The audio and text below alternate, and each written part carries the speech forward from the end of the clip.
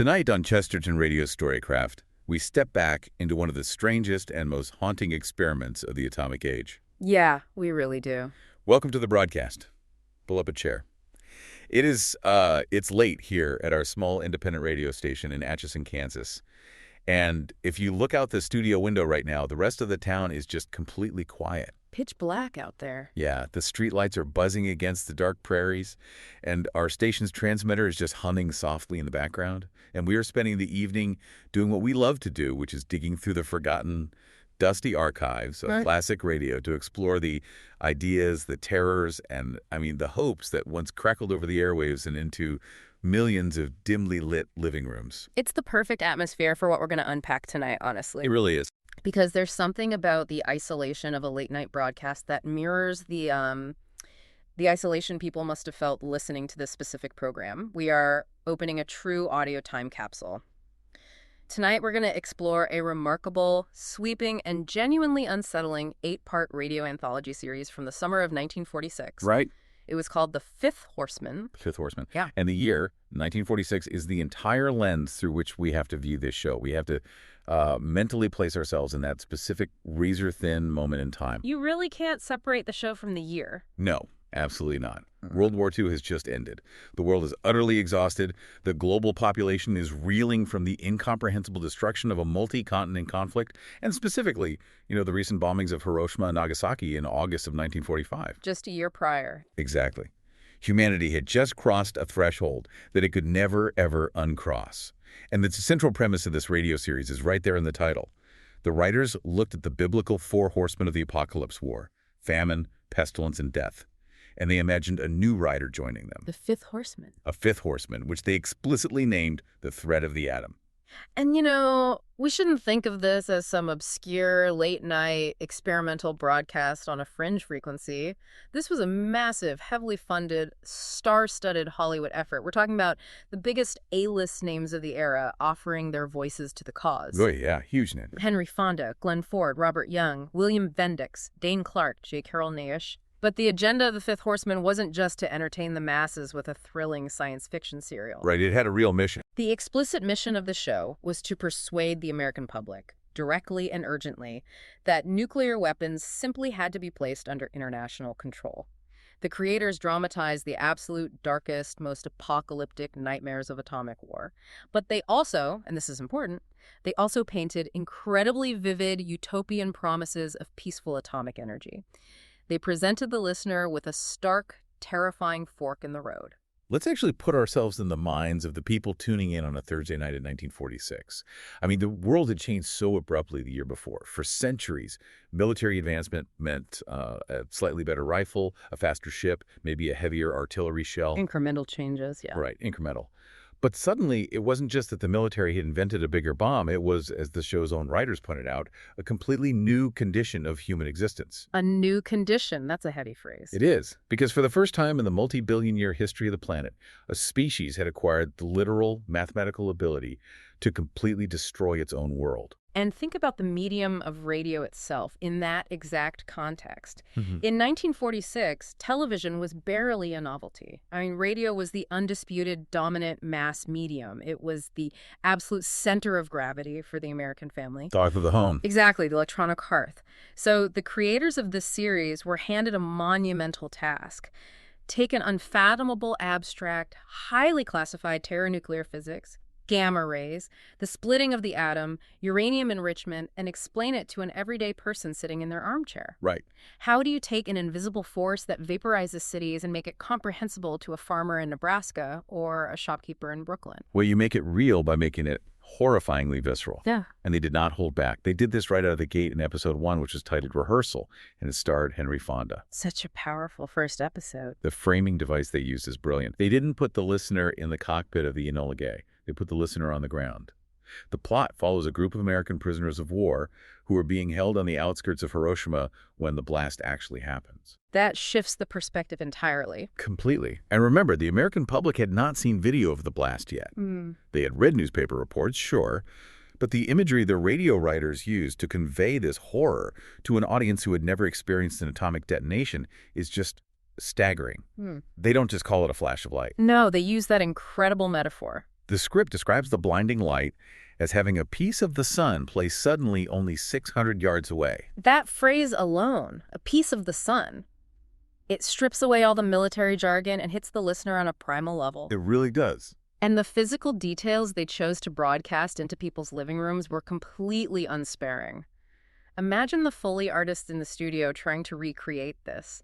The script details blisters the size of hen's eggs rising instantaneously on human skin just from the thermal flash. Horrifying. They describe a victim whose skin was scorched completely black, except for where the shadows of the window bars he was standing behind were permanently tattooed onto his flesh, because the light literally bleached his shadow into him. I'm just picturing a family sitting around their wooden Philco radio console listening to this.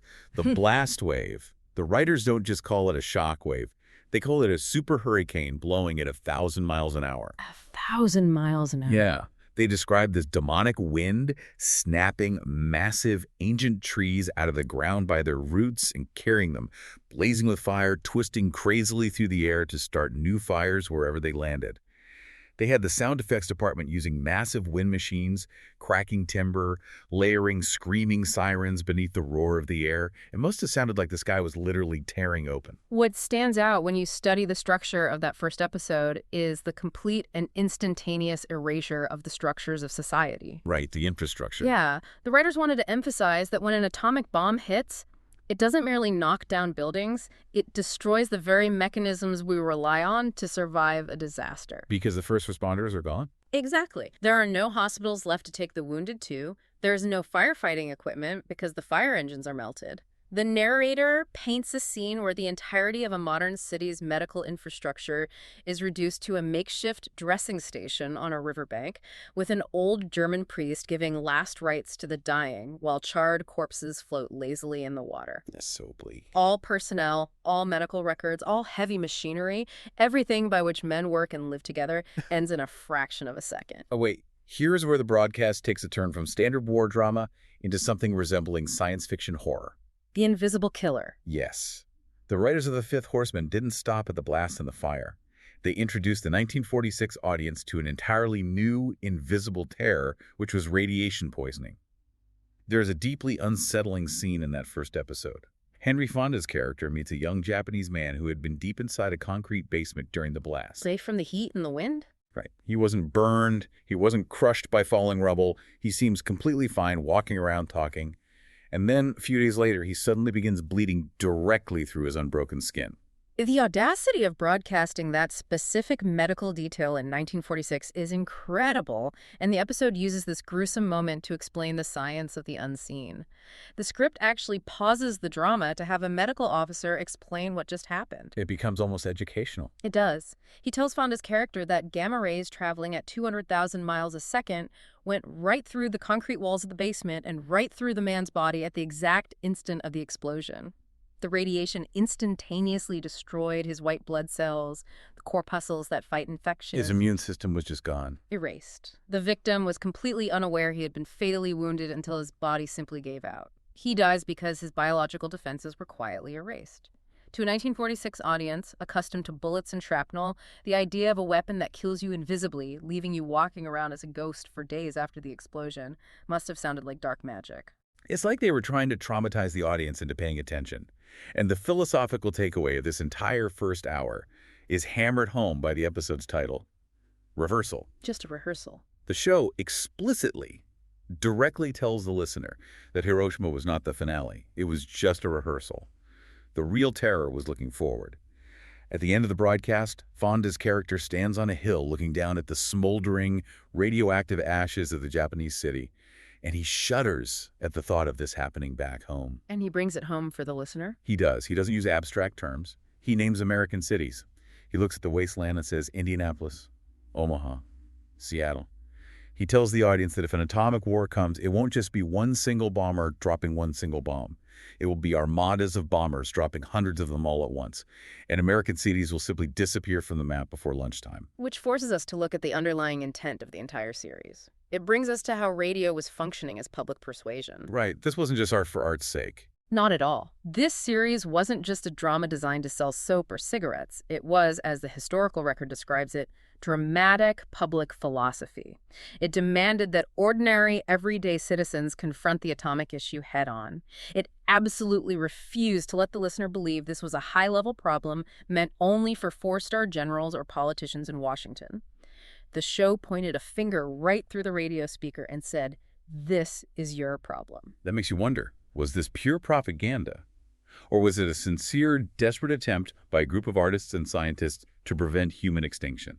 Imagine being an exhausted citizen in 1946. You have just survived years of brutal rationing, endless fear, and the agonizing loss of loved ones in Europe and the Pacific. You're just totally spent. You finally have peace.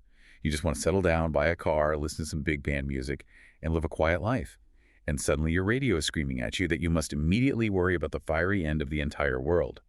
It's an incredibly heavy burden to place on an exhausted public. It is a massive burden, but the producers clearly felt it was a literal matter of survival. We see this overt public persuasion shift into high gear in episode 4, which was titled Crisis and starred Robert Young, and then again in the final episode, Memo to Mankind, starring Charles Bickford. The show explicitly argued for the creation of the United Nations Atomic Energy Commission and specifically championed what were known as the Baruch Proposals. Let's break that down for a second, because the Baruch Proposals are a crucial piece of this puzzle that most people today have forgotten. A lot of people have, yeah. Bernard Baruch was an elder statesman appointed to the UN. His plan, essentially, was for the United States to turn over all its atomic secrets, all its uranium, and all its bomb-making facilities to an International Atomic Development Authority. Which sounds radical today. Completely radical. In exchange, all other nations would agree never to build bombs, and this international authority would have absolute, unhindered power to inspect any country, anytime, with no veto power allowed by anyone, including the Soviet Union. If you break the rules, the international authority punishes you. It was a massive, unprecedented proposal for global governance. And the Fifth Horseman dramatized the fierce political debate surrounding this idea. The writers set up two very distinct political factions regarding what the United States should do with its atomic monopoly. And to their credit, they presented the arguments of both sides with strict, compelling logic. We need to be clear about that.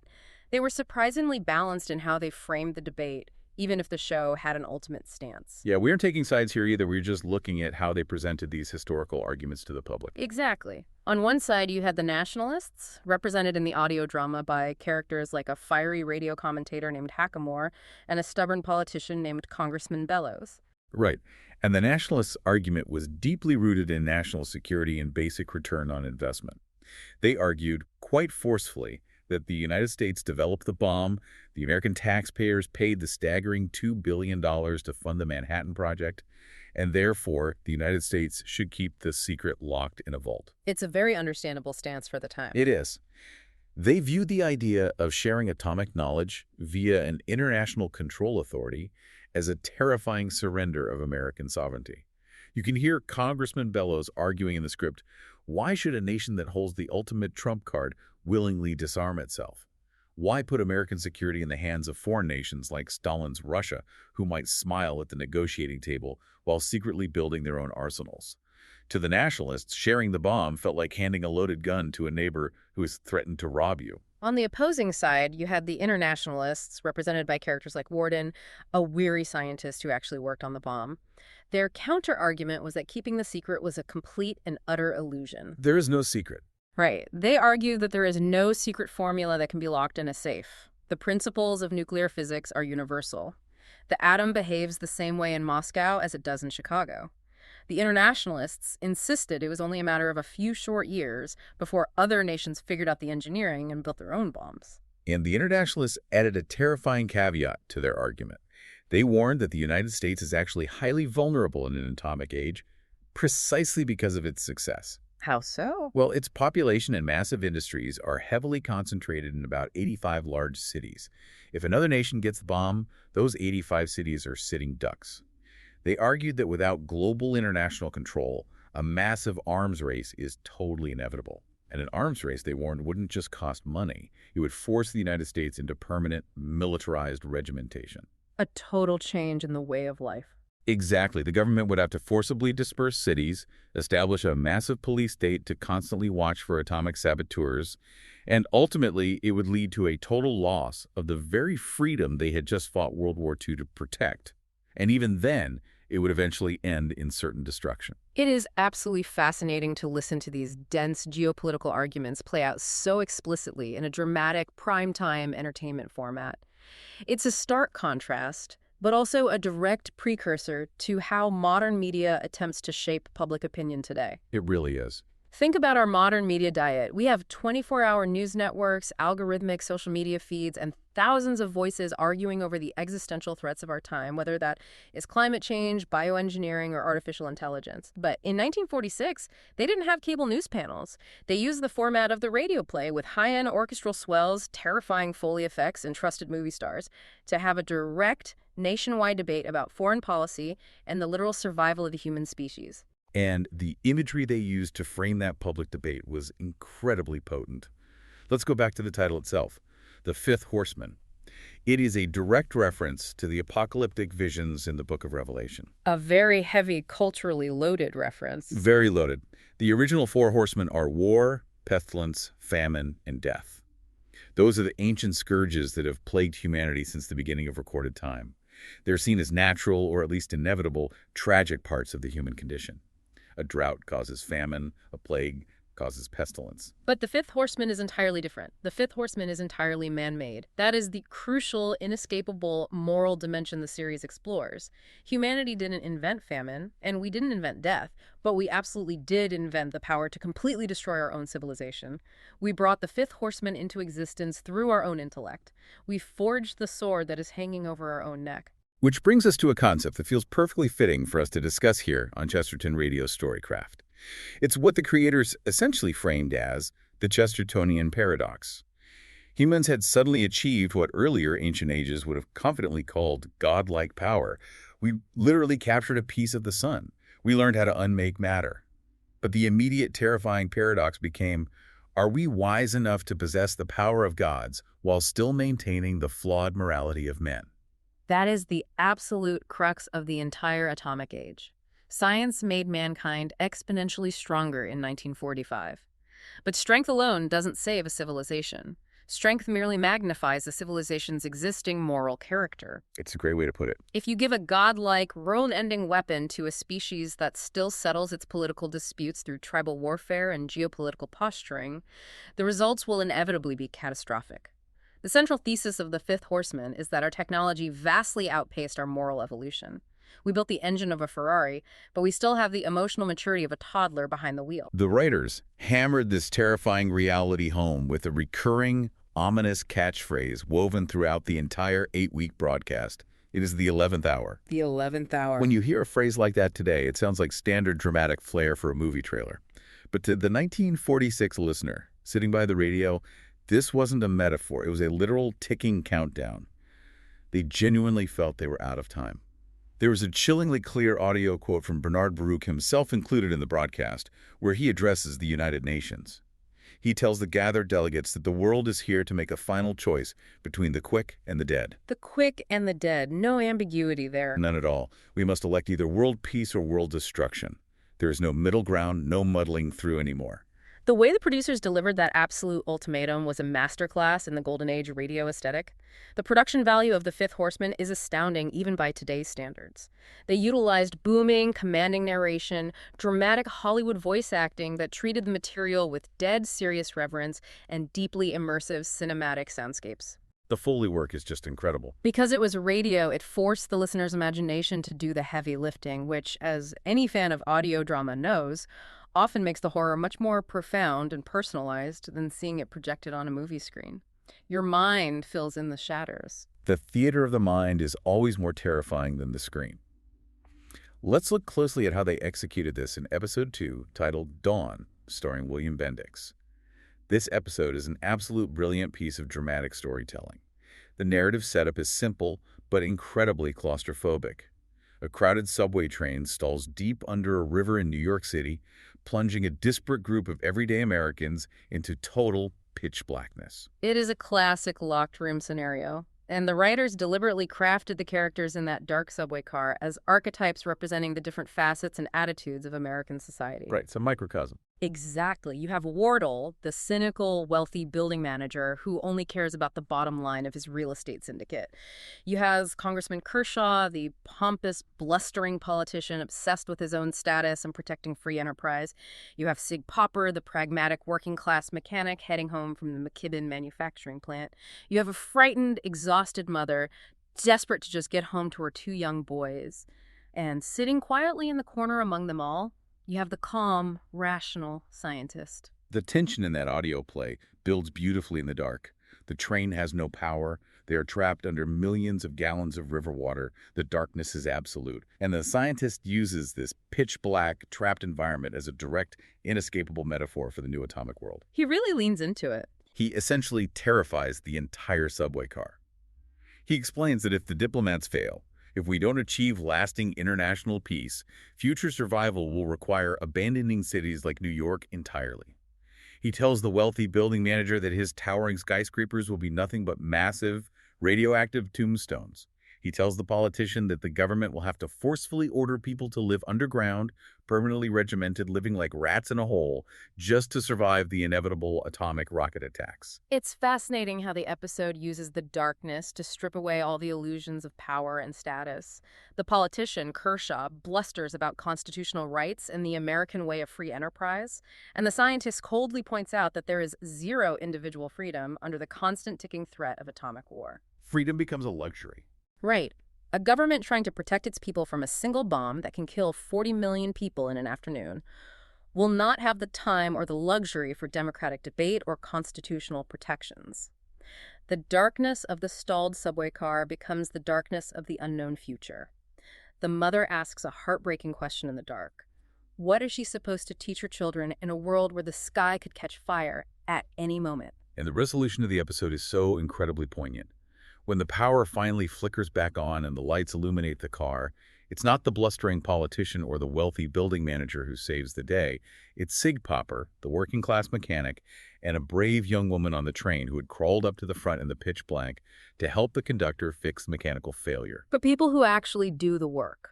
Exactly. The politicians and businessmen had just sat there helpless, complaining about their rights. The series is sending a very clear, deeply populist message to the listener. Ordinary people are the ones who must understand the danger.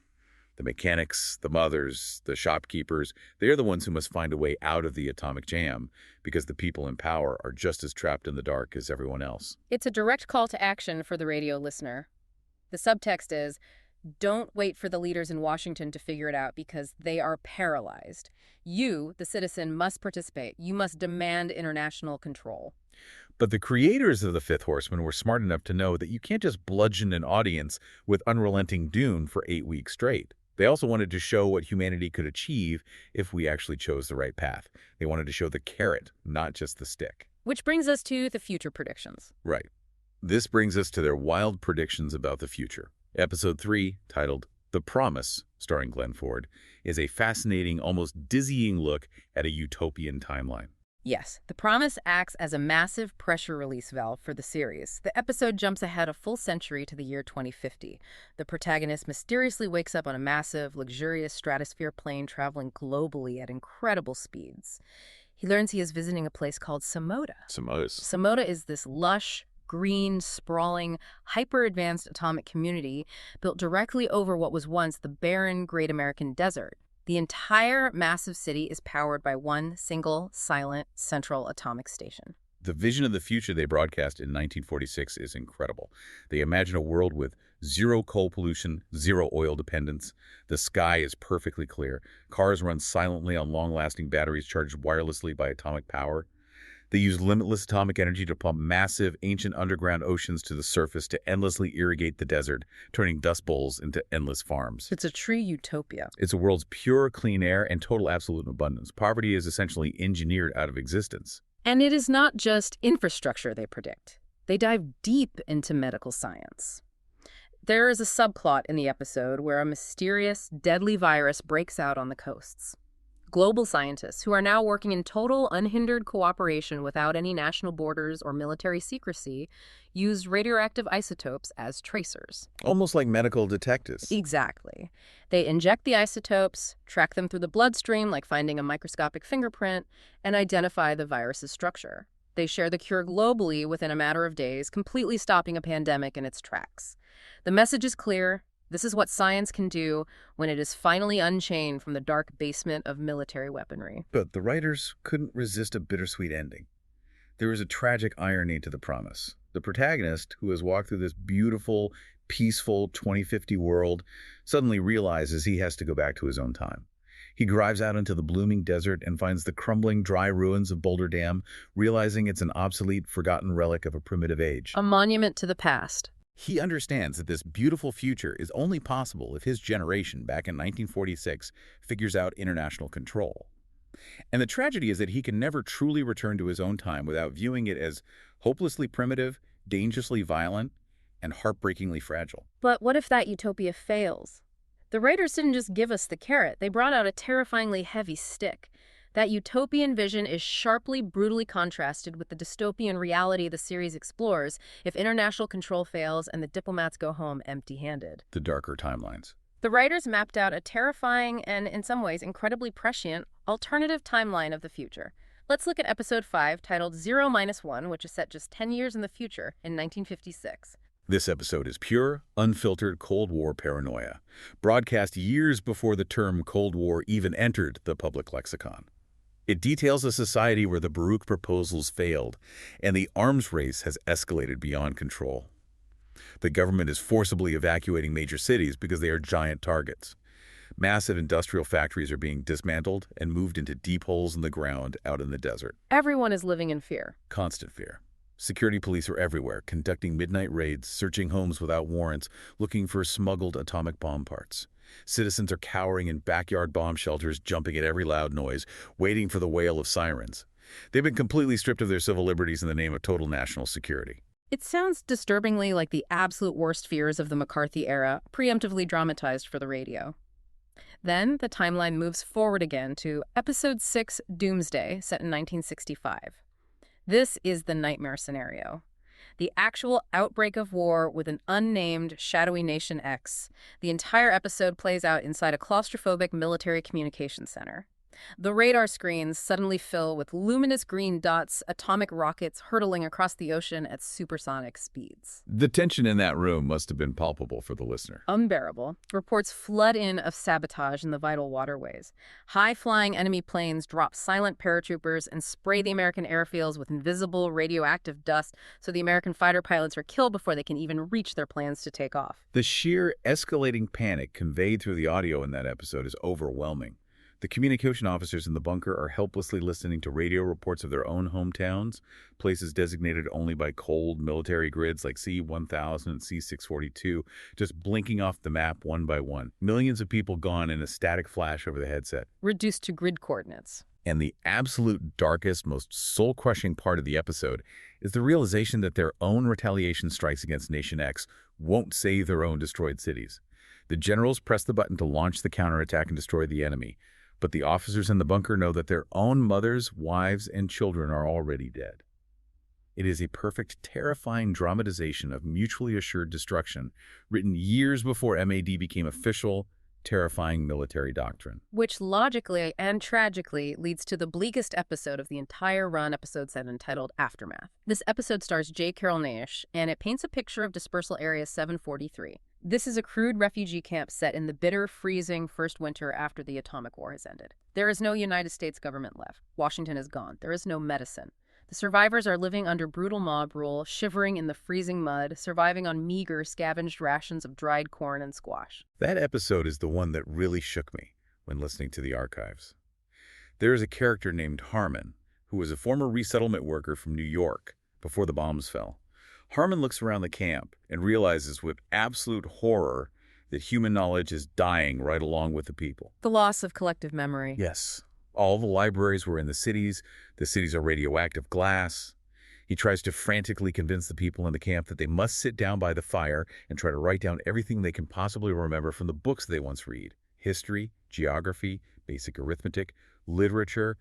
Before the older generation dies, civilization is entirely forgotten and humanity slips permanently back into a new dark age. It's a race against time.